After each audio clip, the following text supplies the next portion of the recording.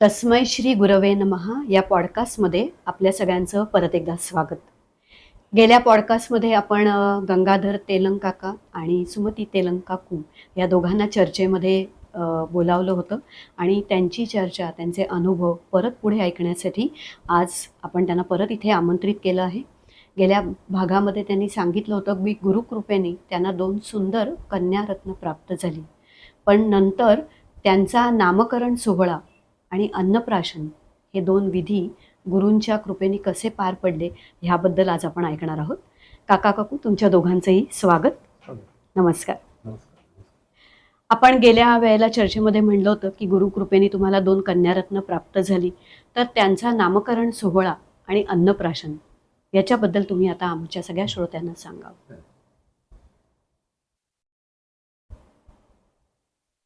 त्यानंतर ठाकूरजींच्या आश्रमात अशी प्रथा आहे की मूल झाल्यानंतर तिकडे आपण विचारायचं की काय नाव ठेवू. त्यामुळे आमचं थोडंसं नामकरण करायला बराच 2-4 महिन्याचा पिरियड गेला मध्ये, पण तिकडनं नाम आलं. मग एक जण गेला, त्याच्याबरोबर नाव त्यांनी पाठवलं. तर मोठ्या मुलीचं नाव आमच्या सुधृती आहे. सुधृती म्हणजे सु म्हणजे चांगली, धृती म्हणजे धारणा, सुधारणा, सुधृती असं त्यांनी नाव सुचवलं. त्याप्रमाणे तिचं नाव ठेवलं. त्यानंतर तिला आम्ही 6 महिन्याची असताना तिकडे घेऊन गेलो. तिकडे अन्नप्राशन विधीची पण प्रथा आहे तशी.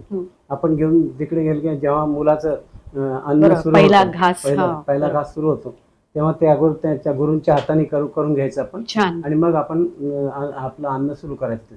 त्याप्रमाणे तिकडे अन्नप्राशन विधी करण्यासाठी आम्ही नेलं.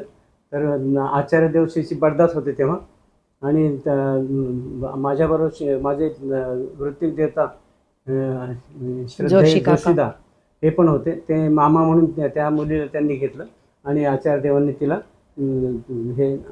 पहिला घास भरवला. असा तिचा अन्नप्राशन विधी केला. आणि त्या दिवशी आम्हाला तिथे सगळ्यांना त्यांनी जेवायला बोलवलं. असा एक मोठा सोहळा झाला त्या दिवशी. आणि ते मग परत आम्ही तिचं नाव ठेवलं. असं खूपच छान. सुधृती आणि सुपाली अशी 2 त्यांच्या मुलींची. सुपाली म्हणजे सु म्हणजे चांगली, आणि पाली म्हणजे पालन करणारी. खूप छान. आणि दोन्ही मुली खूप चांगला ठाकूरजींचा वारसा त्यांच्या सेवेचा पुढे नेत आहेत. आणि दोघी याच्यात सत्संग कार्यात रत आहे चांगल्या प्रकारे. सुपाली आमची कोल्हापूरला आहे आणि तिकडे तिच्या माध्यमातून खूप दीक्षा झाल्या माझ्या पण. फार छान. आणि ती कार्य तिथे करते. सुधृती मोठी जी आहे ती सध्या नेदरलँडला आहे. बडदादा आचार्य देव होते आता. तर बडदादांच्या आशीर्वादाने तिला तिथे नेदरलँडला त्यांनी जागा घेतली, स्वतःची जागा घेतली. आणि त्यांनी सांगितलं होतं की ती जागा ठाकूरजींची आहे असं समजून तुम्ही तिथे राहायचं. आणि याच्यात एक 4 मजली इमारत आहे, आणि एक मजला पूर्ण ठाकूर फॅमिलीसाठी, म्हणजे कोणी जर आलं त्यांच्या ठाकूर फॅमिलीतलं तर त्याला उतरण्यासाठी, त्यांना राहण्यासाठी तिथे सोय आहे. तो इथे इतर वेळी म्हणजे त्यांच्यासाठी खास तो रिझर्व करून ठेवलेला आहे. असं तिथे हे आहे. आणि ती सध्याचे जे प्रेझेंट आचार्यदेव आहेत त्यांनी तिला निर्देश दिला आहे की तू तिथे स्वतः अन्न आपलं इंडियन फूड बनवून ते पॅकेट करून किंवा त्या लोकांना तिथे बोलवून तिथल्या लोकांना, नेदरलँडच्या लोकांना प्रसाद स्वरूपात अन्न त्यांना द्यायचं, खाऊ घालायचं. तिथे ते टेंट लावतात, याला मोठा असा ते टेंट लावतात. टेंटमध्ये असे ते लोक, इतर हे शिष्य लोक उभे राहून सांगतात त्यांना डचमध्ये की असं असं हे आहे, अमकं. तिथे पुस्तकं वगैरे सगळे ठाकूरजी ठेवली सगळे, आणि ते येतात आणि ते आपली डिश घेतात, ती खातात. सगळ्यांना आवडते. नेक्स्ट तारीख तुमची कधी विचारतात, त्याप्रमाणे ते तिथे हजर पण राहतात. ते 200-250 लोक एका वेळी तिथे अन्नप्राशन करतात आपलं इंडियन फूड, आणि त्यांना खूप आवडतं ते. आणि असं ते संपूर्ण गावच व्हिजिटेरियन आहे. तिथे सुद्धा याचा हे फूड डिस्ट्रीब्युशनचा कार्यक्रम अनेकदा होतात. बरोबर. आणि तो माणूस पण सहकार्य करतो. असं आता तो परवा काल हे हविष्यन्य झाले ना, काल तर हविष्यन्य करायला तो स्वतः आला होता याच्या सुधृतीच्या घरी. म्हणजे आणि तिथे त्याने हविष्यन्य करून मग तो गावी गेला. खूप विशेष आहे. मला वाटतं तुम्ही तुमच्या नातवंडांचा पण आता उल्लेख हा. केलात हो, आपण हो. चर्चा करताना. आणि माझ्या मुलीला एक मुलगा आणि एक मुलगी आहे. तो मुलगा आहे आता सध्या 14 वर्षाचा, पण 11 वर्षी त्याची मुंज झाली आणि आम्ही सगळेजण देवघरला आचार्य देवांच्या दर्शनाला गेलो. आणि त्याचा खूप आग्रह होता की तो 11 वर्षाचा आहे, पण कांदा लसूण काही की अंड बिंड खात काही नाही. खात नाही. बरं. एकदम अजिबात काही खात नाही. तर त्याला दीक्षा घ्यायची होती आणि स्वतःनी घ्यायची. फार आग्रह त्याचा, माझ्या मागे लागला. तुम्हाला बर. आम्हाला आबाबा म्हणतो. ते आबा आहेत त्याचे आणि मला आबाबा, मी दोघांत फरक व्हावा म्हणून तो असं म्हणतो. तर तो म्हणाला मला दीक्षा घ्यायची. मग त्यांना निवेदन केलं आचार्य देवांना, याला अशी दीक्षा घ्यायची म्हणून. तर ते म्हणाले वय किती? म्हटलं 11 चालू आहे. मग ते म्हणाले वय 12 वर्ष पाहिजे. तर पण तुम्ही सकाळी 6:30 सकाळी बिंकितांना भेटा असं त्यांनी सांगितलं मला. सकाळी आम्ही बिंकिता म्हणजे त्यांचे भाऊ आहेत. हो. त्या बिंकितांना आम्ही छोटे भाऊ आहेत त्यांचे, त्या बिंकितांना भेटलो आणि बिंकितांना सांगितलं असं असं आम्हाला त्यांनी हे केलं, सांगितलं. मग ठीक आहे म्हणे. मग त्यांनी बिंकितांनी त्याला दीक्षा दिली. छान. पण त्याला आईने सांगून ठेवलं होतं की स्वच्छतेबद्दल त्यांना काही बोलू नको तू. बरोबर. त्यामुळे तो काही बोलला नाही. मग माझ्या मागे भुणभुण त्यांनी सुरू केली की मला स्वच्छतेने पण घ्यायची होती, पण आईने मला त्यांना काही बोलायचं नाही म्हणून सांगितलं, म्हणून मी काही बोललो नाही. बरोबर. मग मी दुसऱ्या प्रणामाला गेलो. प्रणाम करण्यासाठी जेव्हा बिंकितांकडे गेलो तेव्हा त्यांना मी सांगितलं असं माझं मला रिक्वेस्ट करायची तुम्हाला बोला म्हणून. म्हटलं असं असं याची खूप तीव्र इच्छा आहे की स्वच्छतेने घ्यायची. मग ते म्हणाले कालच का नाही सांगितलं? मी कालच दिली असती. वा. उद्या सकाळी या म्हणे 6:30 वाजता असं म्हणाले. नंतर 6:30 वाजता आम्ही 7ची गाडी होती आम्हाला कलकत्त्याला जायला, सिपाहीदांकडे अमरधाम मध्ये जायचं होतं. हो. त्यामुळे आम्ही सकाळी थांबू शकत नव्हतो तिथे. तर ते म्हणाले ठीक आहे, मग तुम्ही शिपाईदार त्याला स्वच्छतेने देतील म्हणाले. आम्ही दुसऱ्या दिवशी गेलो तिकडे, शिपाईदांना असं असं सांगितलं. शिपाईदाने त्यांना स्वच्छतेने दिली आणि त्याची स्वच्छतेने पण झाली. स्वच्छतेमध्ये कांदा लसूण